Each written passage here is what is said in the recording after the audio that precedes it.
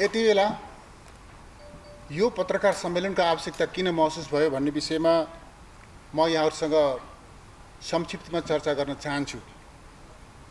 नेकपा एमाले सार्वजनिक रूपमा आफ्ना विचारहरू, आफ्ना दृष्टिकोणहरू विभिन्न माध्यमबाट व्यक्त गर्दै आएको छ। हामीहरू बैठक बस्छौं, बैठकका निर्णयहरूलाई विज्ञप्ति मार्फत सार्वजनिक गर्छौं। बेला बेलामा मुलुकमा आकस्मिक रूपमा घटनाहरू घट्छन्, तिनका विषयमा हामी पार्टीका दृष्टिकोणहरू सार्वजनिक गर्छौं र विशेष परिस्थितिमा विशेष प्रकारका पत्रकार सम्मेलनहरूका माध्यमबाट पनि हामीले पार्टीको दृष्टिकोण राख्ने बताउने गर्दै आएका छौं। आज हामीले यस प्रकारको विशेष प्रकारको पत्रकार सम्मेलनको आवश्यकता महसुस गर्यौं र आज यहाँहरूले देख्नुहुन्छ आजको पत्रकार सम्मेलनमा खास गरिकन पार्टीको तर्फबाट यहाँहरूसँग, मिडियासँग र मिडिया मार्फत समस्त देशवासीहरू समक्ष पार्टीका दृष्टिकोणहरू राख्नका निम्ति हामीहरू पार्टीमा विभिन्न तहका जिम्मेवारीमा रहेका पूर्व अर्थमन्त्रीहरू र योजना आयोगका उपाध्यक्षको जिम्मेवारीमा रहेका साथीहरू यहाँहरूका माझमा उपस्थित भएका छौं। यो उपस्थितिले नै बताउँछ कि आजको पत्रकार सम्मेलन मूलतः अहिलेको मुलुकको आर्थिक अवस्थामा केन्द्रित छ। मुलुकको विद्यमान आर्थिक अवस्था, यसले गरेका सङ्केतहरू र यो परिस्थिति निर्माण हुनुको पछाडि तिनका कारणहरू र तिनको निराकरणका सम्बन्धमा नेकपा एमाले कस्तो दृष्टिकोण राख्दछ, कस्तो विश्लेषण गर्दछ, यस विषयमा मिडिया मार्फत देशवासीहरू समक्ष पार्टीको दृष्टिकोण राख्न आवश्यक ठानेर यहाँलाई हामीले यो पत्रकार सम्मेलनमा आमन्त्रण गरेका छौं। म सबै साथीहरूलाई, सबै सञ्चारकर्मी साथीहरूलाई पार्टीको तर्फबाट यो पत्रकार सम्मेलनमा हार्दिक स्वागत गर्न चाहन्छु। यहाँहरू सबैलाई अभिवादन गर्न चाहन्छु।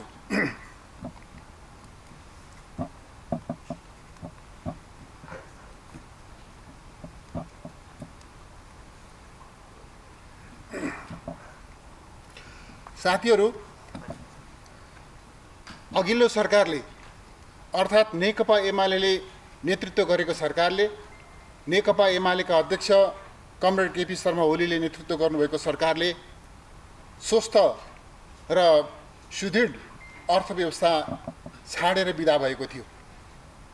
अहिले यो सरकारले करिब 9 महिनाको समयावधिमा जसरी शासन सत्ता सञ्चालन गरेको छ, यो सरकारले जस्ता आर्थिक नीतिहरू अवलम्बन गरेको छ, जस्ता निर्णयहरू गरेको छ, जस्ता व्यवहारहरू गरेको छ, त्यसले गर्दाखेरि मुलुकको अर्थव्यवस्था अत्यन्त जोखिमको अवस्थाबाट गुज्रिएको कुरामा दुई मत हुन सक्दैन।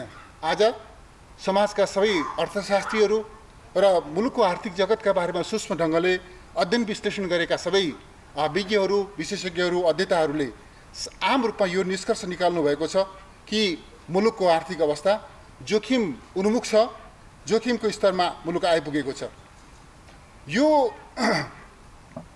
यदि हामीले अब सार्थक हस्तक्षेप गरेनौँ भने यो जे जस्ता समस्याहरू देखिएका छन्, जे कारणले गर्दा यी समस्याहरू देखिए, ती कारणहरूको निराकरणतर्फ सार्थक हस्तक्षेप गरेनौँ भनेदेखि र समस्या समाधानका निम्ति सकारात्मक पहल गरेनौँ भनेदेखि हामीलाई जस्तो कि अहिले चर्चा हुने गरेको छ, श्रीलङ्का हुनबाट कसैले रोक्न सक्ने छैन।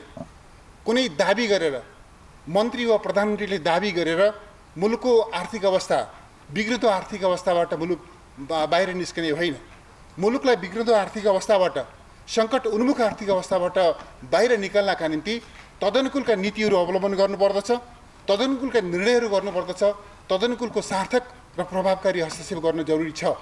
यी ती चिजहरू केही नगर्ने, अर्थतन्त्रलाई नकारात्मक दिशामा लग्नका निम्ति अनुकूल हुने खालका काम गर्ने, त्यस खालका नीतिहरू तर्जुमा गर्ने, त्यस खालका व्यवहारहरू गर्ने, तर दाबी चाहिँ भने मुलुकलाई श्रीलङ्का हुनबाट जोगाउँछु भनेर दाबी गर्ने यो मनोगत दाबीको कुनै अर्थ रहँदैन। जुन जस्ता नीतिहरू अवलम्बन गरिएको छ, जस्तो व्यवहार गरिएको छ, यो नीति र यो व्यवहारको स्वाभाविक नतिजा मुलुकको आर्थिक अवस्था प्रतिदिन बिग्रिँदै जानेछ, सङ्कट उन्मुख हुँदै जानेछ र एक दिन त्यो ठाउँमा धान्न नसकिने, सम्हाल्न नसकिने अवस्थामा पुग्न सक्ने त्यो जोखिम हाम्रो सामनेमा उपस्थित भएको छ। त्यसकारणले म यहाँहरूसँग यो परिस्थिति किन निर्माण भयो र यसका निमित्त के जरुरी छ भन्ने विषयमा पार्टीको दृष्टिकोण राख्नका निम्ति यो कार्यक्रम आयोजना गरिएको हो भन्ने कुरा म यहाँहरु समक्ष म बताउन चाहन्छु। र खास गरी यहाँहरु समक्ष हामीले हस्ताक्षर गरेको, हामी जो आज पत्रकार सम्मेलनमा उपस्थित छौं, हामीले सामूहिक रूपमा हस्ताक्षर गरेको कपी यो हाम्रो पत्रकार सम्मेलनमा यो प्रेस वक्तव्यको कपी हामी यहाँहरुलाई वितरण गर्नेछौं र त्यो वाचन पनि यहाँहरुका बीचमा हुनेछ। त्यस उप यहाँहरुका जिज्ञासाहरू हामीले सुन्नेछौं र जिज्ञासाका सम्बन्धमा हामीले हाम्रो दृष्टिकोण पनि राख्नेछौं। र अहिले म केही सांकेतिक रूपमा यहाँहरुका सामनेमा के कुरा राखौं भनेदेखि अघि पनि मैले भने कोभिड महामारी नेकपा एमालेले नेतृत्व सम्हाल्दा एउटा विचित्रको अवस्था हुने गरेको छ। अघिल्लो चोटि कमरेड केपी शर्मा ओलीले सरकारको नेतृत्व गर्नुहुँदा नेपालले दुई प्रकारको चुनौतीको सामना गर्नु परेको थियो। एकातर्फ हामी भूकम्पका विरुद्धमा भूकम्पको महामारीले सृजना गरे भूकम्पको क्षतिको सामना गर्नुपर्ने ठाउँमा थियौं, अर्कोतर्फ नाकाबन्दीले सृजना गरेको चुनौतीको सामना गर्नुपर्ने ठाउँमा थियौं। भूकम्प र चुनौतीको सामना गर्दै नाकाबन्दीको सामना गर्दै केपी शर्मा ओली नेतृत्वको अघिल्लो सरकारले युगीन महत्त्वका ऐतिहासिक कामहरू सम्पादन गरेको थियो।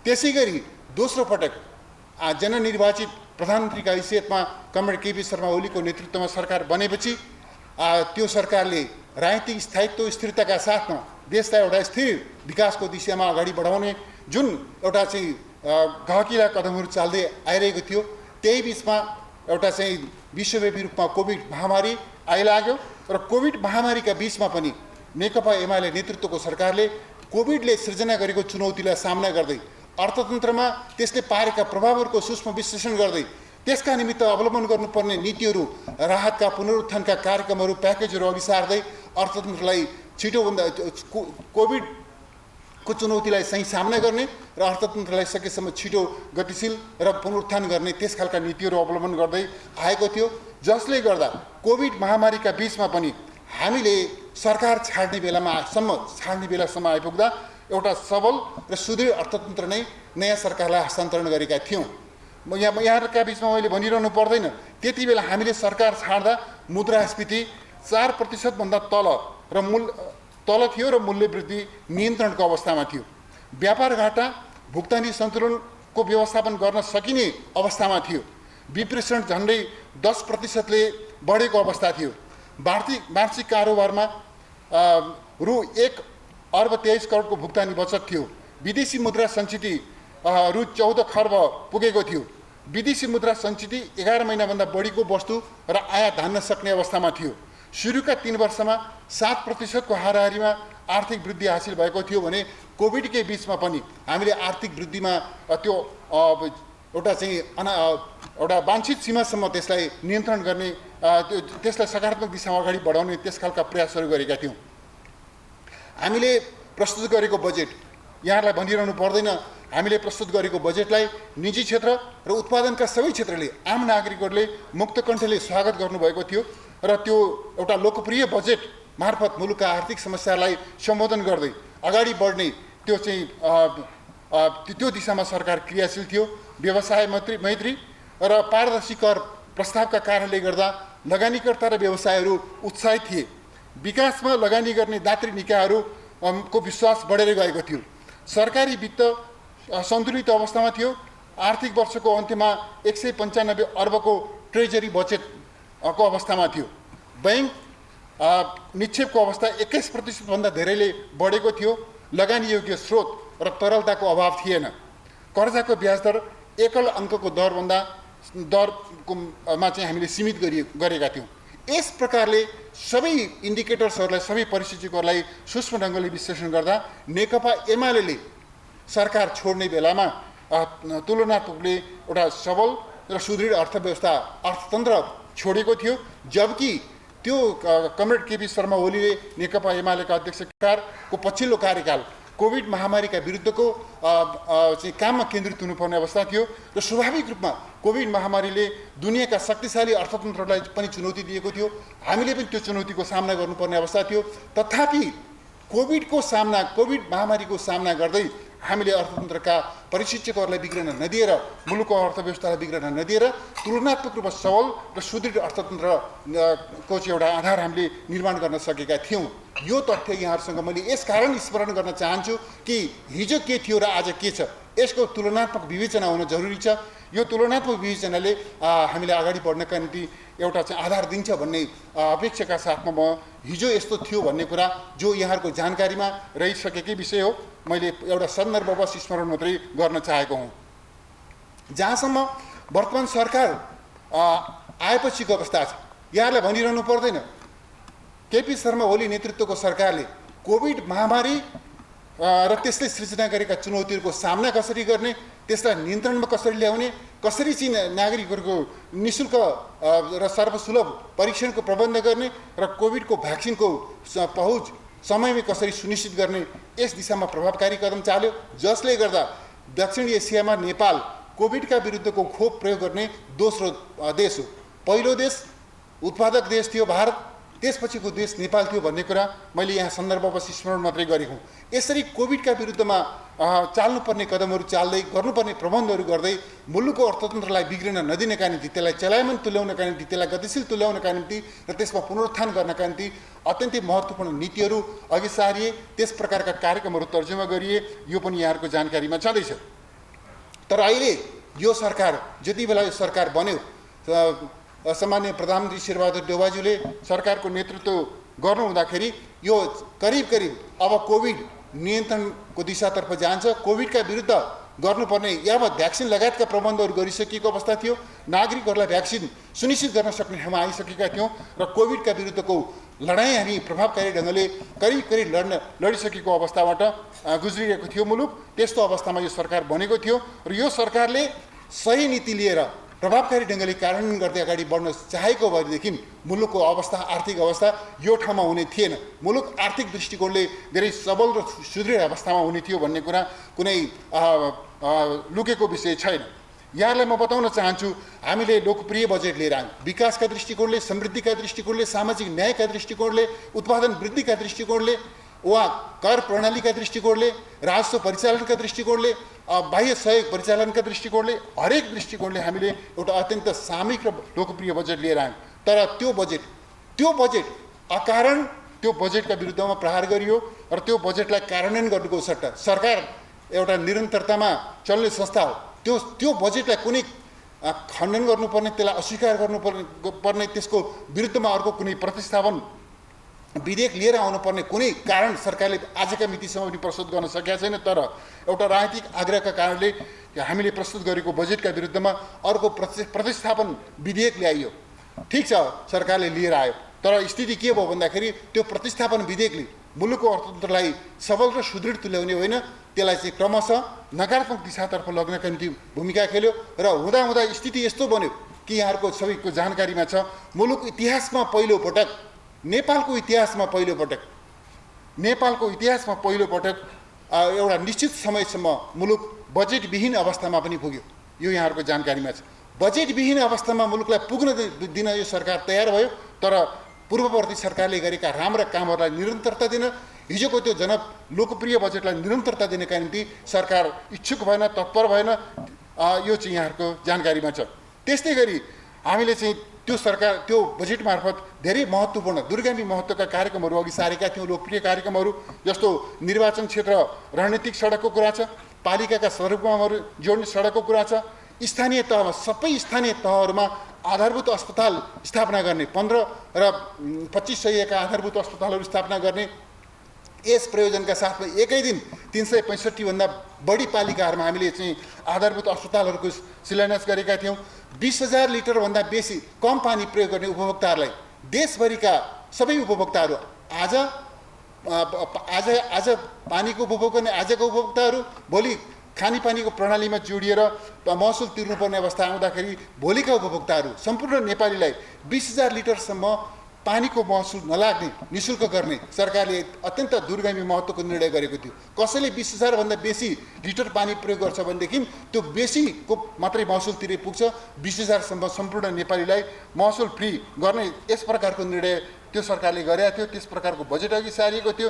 यी लगायतका यावत विषयहरूलाई यो सरकारले या त कार्यान्वयन गरेको छैन या त त्यसलाई खारेज गर्ने दुस्साहसिक निर्णय कामहरू यसले गरेको छ, या त कार्यान्वयनमा व्यवधान सिर्जना गरिएको छ या त खारेज गरिएको छ। यस हिसाबले हिजोका राम्रा कामहरूलाई निरन्तरता दिन यो सरकारले चाहेन। जनताका राष्ट्रका पक्षमा गरिएका गहकिला कदमहरूलाई यसले निरन्तरता दिनको सट्टा त्यसमा आफैले व्यवधान सिर्जना गर्ने काम गरेको छ। त्यस्तै गरी यहाँलाई मैले भनिरहनु पर्दैन, राष्ट्र ब्याङ्क एउटा चाहिँ स्वायत्त संस्था हो। यो चाहिँ आफ्नै ऐनको आधारमा परिचालित हुने संस्था हो र यसले स्वतन्त्रतापूर्वक ऐनले दिएको अधिकारलाई प्रयोग गर्दै स्वतन्त्रतापूर्वक खास गरी वित्त नीतिका सन्दर्भमा आवश्यक निर्णय गर्न र ती निर्णयलाई कार्यान्वयन गर्न सक्छ र त्यस प्रकारको अधिकार यो चाहिँ राष्ट्र ब्याङ्कलाई छ।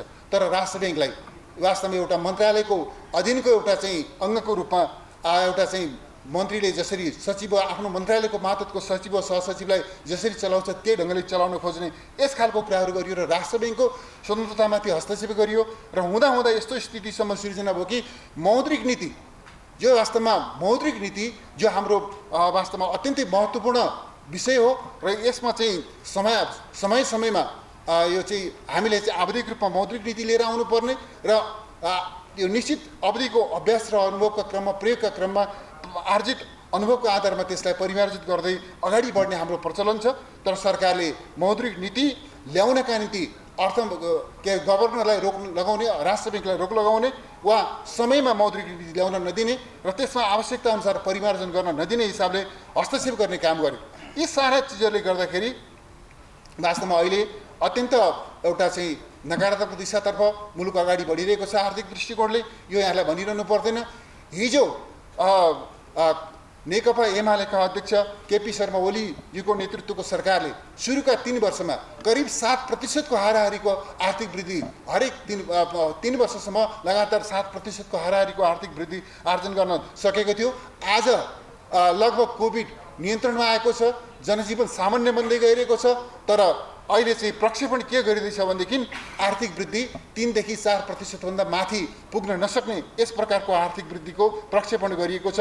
चालु खाता घाटा बढेर चाहिँ जोखिमको स्तरमा पुगेको छ। गत वर्ष पहिलो 7 महिनामा 104 अर्बले घाटा मरेको चालु खाता यो वर्ष 414 अर्ब पुगेको छ। यो तथ्याङ्क कहाँले लाग्दो छ? यो तथ्याङ्क चाहिँ वास्तवमा अत्यन्तै चिन्ताजनक छ। गत वर्षको पहिलो 7 महिनामा 104 अर्बले घाटा मरेको चालु खाता यो वर्ष 414 अर्ब, 104 को ठाउँमा 414 अर्बले 414 अर्ब पुगेको छ। यस्तो घाटा कुल ग्राहस्थ उत्पादनको 10% को हाराहारीमा पुग्ने र अर्थतन्त्र नै नेपालको अर्थतन्त्र नै गम्भीर सङ्कटको मोडमा धकेलिने, सङ्कटतर्फ धकेलिने त्यस खालको जोखिम, त्यस खालको चुनौती हाम्रा सामनेमा उपस्थित भएको छ। त्यसै गरी बाह्य कारोबारमा भुक्तानी असन्तुलन अत्यन्तै भयावह अवस्थामा पुगेको छ र भुक्तानी घाटा चाहिँ फागुन महिनासम्ममा 260 अर्ब भइसकेको छ। यस खालको स्थिति छ। विदेशी विनिमयको सञ्चितको कुरा गर्दाखेरि विदेशी विनिमयको सञ्चितको प्रमुख स्रोत रेमिटेन्स हो। यो रेमिटेन्सका सन्दर्भमा केही तथ्याङ्कहरू गजबका छन्। गत वर्ष वैदेशिक रोजगारीमा जाने श्रमिकहरूको सङ्ख्या 85.5%ले घट्दा पनि गत वर्ष वैदेशिक रोजगारीमा जाने श्रमिकहरूको सङ्ख्या 85.5%ले घटेको थियो र पनि झन्डै 11%ले रेमिटेन्स बढेको थियो। तर अहिले के छ स्थिति भन्दाखेरि सोही वर्षको सोही अवधिको तुलना गर्दा माघ महिनासम्मको तुलना गर्दाखेरि वैदेशिक रोजगारीमा जानेको सङ्ख्या 256.9%ले बढेको छ र विप्रेषणको आयो भने 5%ले घटेको छ। यसको कारण के हो? वैदेशिक रोजगारीमा जाने श्रमिकहरूको सङ्ख्या 256% करिब 257% बढ्दा पनि विप्रेषण आयमा 5%ले गिरावट हुनु, त्यो चाहिँ 5% कम हुनुको कारण के हो? घट्नुको कारण के हो? जबकि अघिल्लो वर्ष सोही अवधिमा हामी चाहिँ 11%ले रेमिटेन्स बढेको अवस्थामा थियो। यसरी विदेशी मुद्रा सञ्चितको एउटा महत्त्वपूर्ण स्रोतमा यस प्रकारको चाहिँ चुनौती देखिएको छ। यसको पछाडि सरकारका नीतिहरू, सरकारले अवलम्बन गरेका नीतिहरू जिम्मेवार छन्। त्यस्तै गरी म यहाँलाई बताउन चाहन्छु वैदेशिक लगानीको वातावरण पनि बिग्रदै गएको छ। अघिल्लो सरकारले दात्री ढिकाहरूबाट यो जुन प्रकारको बजेटरी सहायता प्राप्त गरेको थियो, त्यो बजेटरी सहायताका क्षेत्रमा हामीले प्राप्त गरेको उपलब्धिहरू ऐतिहासिक महत्त्वका थिए। तर अहिले त्यो बजेटरी सहायता वा वैदेशिक सहायताको प्रश्न अत्यन्त निराशाजनक अवस्थामा छ।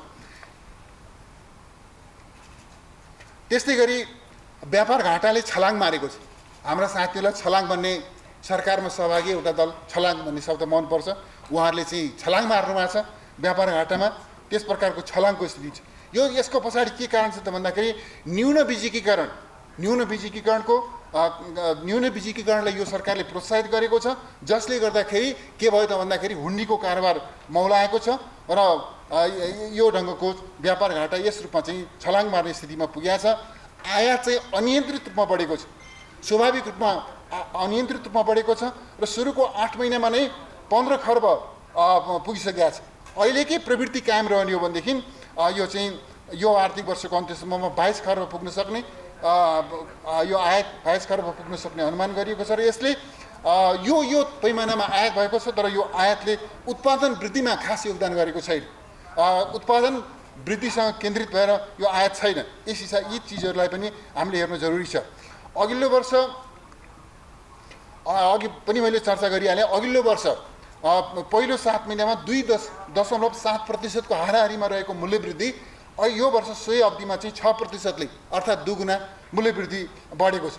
मूल्य वृद्धिको हिसाबले यस्तो स्थिति छ र पुँजीगत खर्च निराशाजनक छ। यो चाहिँ पहिलो 7 महिनाको पुँजीगत खर्च को अवस्था चाहिँ 25% को हाराहारी छ। यही चाहिँ ढाँचा रहने हो भनेदेखि आर्थिक वर्षको अन्त्यसम्ममा 50% को पुँजीगत खर्च पनि नाग्न सक्छ त भनेर प्रश्न गर्नुपर्ने त्यस खालको अवस्था हाम्रो सामनेमा सृजना भएको छ। त्यस्तै गरी मैले भनिरहनु पर्दैन, तरलता अभाव त्यत्तिकै चर्को छ। ब्याङ्कको चाहिँ यो ब्याज दर वर्णन गर्न नसक्ने अवस्थामा आकाशिएको छ। यो सरकार बनेदेखि नै वित्त प्रणालीमा अनिश्चय र अन्योलता सुरु भएको छ र प्रदेशको वित्त नीति पनि वित्त स्थिति पनि त्यस्तै निराशाजनक छ। कर्मचारी तन्त्रमा चरम राजनीतिकरण गरिएको छ। व्यावसायिक दक्षताका आधारमा भन्दा पनि आस्था र आबद्धताका आधारमा कर्मचारीहरूको विन्यास गर्ने यस्तो काम गर्नाले वास्तवमा यस्तो अर्थ मन्त्रालय जस्ता ठाउँहरूमा जहाँ जो आर्थिक क्षेत्रका जानकारहरूको उपस्थिति, जानकारहरूलाई जिम्मेवारी दिनुपर्ने हुन्छ, कुनै आस्थाका आधारमा भन्दा पनि व्यावसायिक दक्षतालाई प्राथमिकता दिनुपर्ने हुन्छ। त्यसो नगरेर व्यावसायिक दक्षता राख्ने व्यक्तिहरूलाई अन्यत्र पठाउने र आस्था र चाहिँ आबद्धतालाई प्राथमिकता दिएर पदस्थापन गर्ने, यसले पनि हाम्रो अर्थतन्त्रलाई यो चाहिँ यो नकारात्मक दिशामा धकेल्नका निम्ति भूमिका निर्वाह गरेको कुरा म यहाँलाई बताउन चाहन्छु। र यसरी त्यसका साथसाथमा यो अर्थनीति र वित्त नीतिसँग सम्बन्धित विभिन्न निकायहरूका बिचमा पनि समन्वय छैन। समन्वय छैन मात्रै होइन, ती निकायहरूका बिचको आपसी असमझदारी र मनमुटावहरू, तिनीहरूका बिचमा रहेका डिफर ओपिनियनहरू मिडियाहरूमा पनि सार्वजनिक रूपमा पनि आउने स्थिति छ। यस खालले चाहिँ अर्थ र वित्त नीतिसँग सम्बन्धित निकायहरूका बिचमा पारस्परिक समन्वयको अभाव जस्ता समस्याहरू पनि हाम्रा सामनेमा देखिएका छन्। अब अन्त्यमा म यहाँहरूका सामनेमा राख्न चाहन्छु, सरकारले हालै मात्रै एउटा अत्यन्त निन्दनीय, लज्जास्पद, घृणास्पद काम गरेको छ। नेपालका एउटा चाहिँ आफ्नो प्रोफेसनमा उहाँको ट्र्याक रेकर्ड हेर्नुहुन्छ कि आजको योगदान हेर्नुहुन्छ, आजको भूमिका हेर्नुहुन्छ, हरेक दृष्टिकोणले अब्बल भूमिकामा रहनुभएका राष्ट्र ब्याङ्कका गभर्नर महाप्रसाद अधिकारीलाई एउटा सरकारका अवाञ्छित आकाङ्क्षाहरूलाई पुरा गर्नका निम्ति उहाँ सहयोगी बन्नु भएन। खास गरिकन वित्त नीतिमा सरकारले जुन प्रकारको नकारात्मक हस्तक्षेप गरिरहेको छ, त्यो हस्तक्षेपले नेपालको अर्थतन्त्रलाई जुन दिशामा धराशयी गर्ने सम्भावना छ, त्यो चिजको मुकाबला गर्ने, त्यसको सामना गर्ने, तर्कयुक्त ढङ्गले सरकारका गलत चाहिँ हस्तक्षेपलाई अस्वीकार गर्ने त्यो पोजिसनमा रहेकै कारणले गर्दा मेरा निमित्त यो राष्ट्र ब्याङ्कको गभर्नर भन्दा यो चाहिँ मुलुकको अर्थतन्त्र महत्त्वपूर्ण हो, मुलुकको आर्थिक अवस्था महत्त्वपूर्ण हो भन्ने विश्लेषणका साथमा सरकारको गलत हस्तक्षेपलाई अस्वीकार गरेका कारणले गर्दा, सरकारका गलत नीतिहरूलाई अस्वीकार गरेका कारणले गर्दा, सरकारलाई सच्याउनका निम्ति बारम्बार दबाब दिएका कारणले गर्दा आज राष्ट्र ब्याङ्कको गभर्नरलाई के भनेदेखि पदमुक्त गर्नका निम्ति एउटा स्पष्टीकरणको चाहिँ गलत अभ्यास गरिएको छ।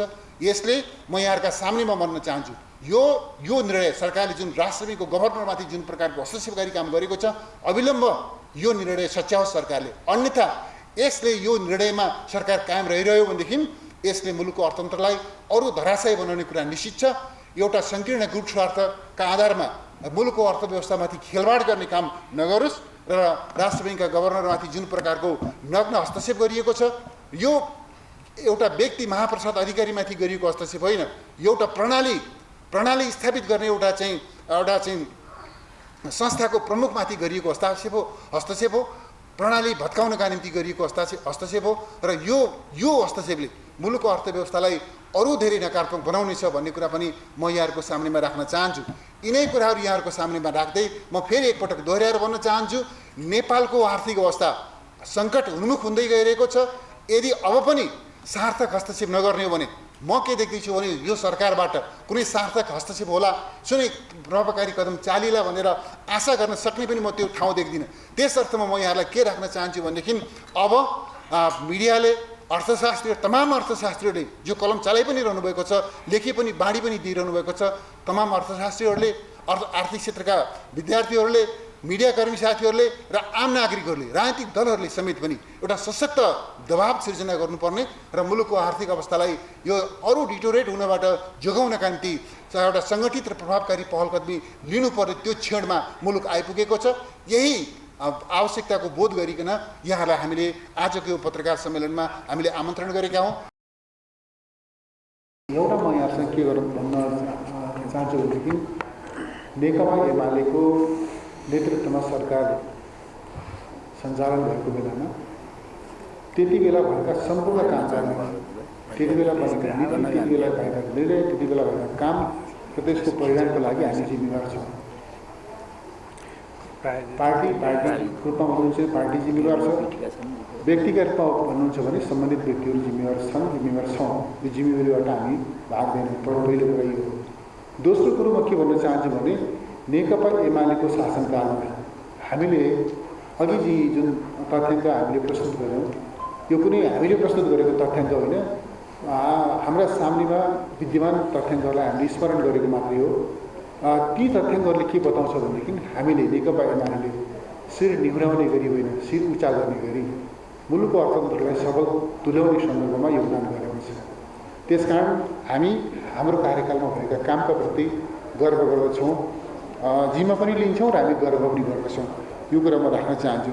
दोस्रो कुरो यहाँले के चाहिँ म यहाँसँग आग्रह गर्न चाहन्छु भनेदेखि तपाईँहरूका पालामा पनि समस्या थियो नि, अहिलेको समस्याको चर्चा किन गर्ने? सायद यो कोडबाट छलफलमा हामी सहभागी भयौँ भनेदेखि हामीलाई अगाडि बढ्न गाह्रो पर्छ होला। आज हामी जहाँ छौँ, हाम्रा सामनेमा जस्ता प्रश्नहरू छन्, जस्ता समस्याहरू छन्, ती चिजमा आजै छलफल गर्नुपर्छ। इतिहासको सम्झना गरेर आजका समस्यालाई हामीले चाहिँ व्यवस्था गरेर चाहिँ अगाडि बढ्न सक्छौँ जस्तो मलाई लाग्दैन। त्यस कारणले आजका समस्याको जवाब चाहिँ हिजोको समस्या हो भनेर पन्छिन हामीले मिल्दैन, त्यसरी हामी नसोचौँ भनेर म आग्रह गर्न चाहन्छु। यो समस्या मात्र देखाउनुहुन्छ समाधानको कुरा भनेर यहाँ राख्नु भएको थियो। हाम्रो डाक्टर युवराजले खतिवडाले त्यसको जवाब दिइसक्नु भएको छ। हामीसँग जवाब छ, तर यो जवाब चाहिँ हामीले यो अहिलेको सरकारलाई यी प्रश्नहरूको जवाब चाहिँ सरकारलाई सुनाएर काम लाग्छ भन्ने लाग्दैन। पहिलो त सुन्नै चाहँदैन, दोस्रो कुरा हामीले सुनाएर काम लाग्छ भन्ने पनि हामीले देखिरहेको छैनौँ। त्यस कारणले सार्थक हस्तक्षेप हुनुको अर्थ के हो भने जनस्तरबाट, नागरिक समुदायबाट, मिडियाबाट, बुद्धिजीवीहरूबाट सशक्त ढङ्गले आवाज उठ्नु पऱ्यो कि मुलुक यो आर्थिक दृष्टिकोणले आर्थिक क्षेत्रमा यो खालको चाहिँ चुनौतीको सम्मुख धकेलिँदैछ, यहाँ यसबाट जोगाउनका निम्ति भनेर जनस्तरबाट चाहिँ आवाज उठ्नुपर्ने, त्यसका निम्ति पहल हुनुपर्ने, त्यसका निम्ति प्रयास हुनुपर्ने आवश्यकता देख्छु। त्यसका निम्ति नेकपा एमाले प्रमुख प्रतिपक्षको नाताले जनस्तरको आवाजलाई मुखरित गर्न, त्यसलाई लिड गर्न एमाले तत्पर छ भन्ने कुरा मैले यहाँलाई बताउन चाहेको। एउटा प्रश्न यहाँले राख्नु भएको छ माओवादीको सन्दर्भमा। बन्दुक हिजोको सन्दर्भमा साथीहरूले बन्दुक बिसाएर संविधान अन्तर्गत प्रतिस्पर्धामा आउनुभएको हो। त्यस कारणले बन्दुकको सम्झना अहिले गरिरहनु पर्ने आवश्यकता हामी ठान्दैनौँ। तर प्रश्न के हो भनेदेखि हिजो माओवादीलाई सरकारमा सामेल गरेको तपाईँहरूले पनि उहाँहरूलाई यो हैसियतमा ल्याउनका निम्ति भूमिका निर्वाह गरेको जरुर हामी त्यो कुरा मन्जुर गर्छौँ। माओवादीलाई यो भूमिकामा ल्याउनका निम्ति एमालेको योगदान छ, त्यो चाहिँ म मन्जुर गर्छु। किनभने पछिल्लो निर्वाचनकै कुरा गर्नुहुन्छ भने नेकपा एमालेसँग चुनावी तालमेल भएको थिएन भने र नेकपा एमाले उदारताका साथ त्यस तहको चाहिँ एउटा समझदारी गरेको थियो भनेदेखि माओवादी केन्द्रको यो हैसियत चाहिँ सायद बन्दैन थियो। त्यो कुरामा त्यो कोणबाट यहाँले गर्नुहुने जिज्ञासामा मेरो सहमति नै हुन्छ। तर कुरा के हो भनेदेखि हामी नेकपा माओवादीलाई के भनेदेखि संरचनाले तालमेल गर्दा, नेकपा माओवादीलाई सरकारमा सामेल गर्दा, पार्टी एकता गर्दा, अलग हुँदा, जेसुकै अवस्थामा पनि माओवादीका गलत सोचहरू, हिजोका गलत सोचहरूलाई अनुमोदन गरेर गलत सोचको पछाडि लतारिने गरी हामीले कहिले पनि गरेका छैनौँ। माओवादीलाई सही सोचमा, सही विचारमा, लोकतान्त्रिक विचार, लोकतान्त्रिक प्रणालीमा चाहिँ रूपान्तरित गर्ने हिसाबले, सही विचार, सही मूल्यमा रूपान्तरित गर्ने हिसाबले पहल गरिरहेको छ। त्यसकारणले एमाले माओवादीका गलत विचारको पछि लागेको छैन, बरु माओवादीलाई ठिक विचारको पछि लाग्नका निम्ति भूमिका निर्वाह गरिरहेको छ। यो तथ्यलाई स्मरण गर्नुभयो भनेदेखि माओवादीसँगको एमालेको सम्बन्ध ठिक ढङ्गले बुझ्न मद्दत पुग्छ होला भन्ने म ठान्छु। मोटामोटी रूपमा यहाँले राख्नुभएका जिज्ञासाहरू यिनै भए र म लास्टली के अनुरोध गर्छु भनेदेखि अहिले चाहिँ साँच्चै नै हामी धेरै ठुलो सङ्कटको सम्मुख छौँ। यदि स्टेरिङ दरसँग समातेर ठिक दिशामा घुमाउन तयार नहुने हो भनेदेखि हामी चाहिँ भोलि धेरै ठुलो सङ्कटको चाहिँ सामना गर्नुपर्ने स्थितिमा पुग्न सक्छौँ। यो सच्चाइलाई हृदयङ्गम गर्दै यो बिग्रिँदै गरेको अर्थतन्त्रलाई सही दिशामा फर्काउनका लागि मिडियाकर्मी साथीहरूबाट धेरै ठुलो रचनात्मक सकारात्मक योगदानको हामी अपेक्षा गर्छौँ। यति भनेर म आफ्नो भनाइ टुङ्ग्याउँछु। धन्यवाद।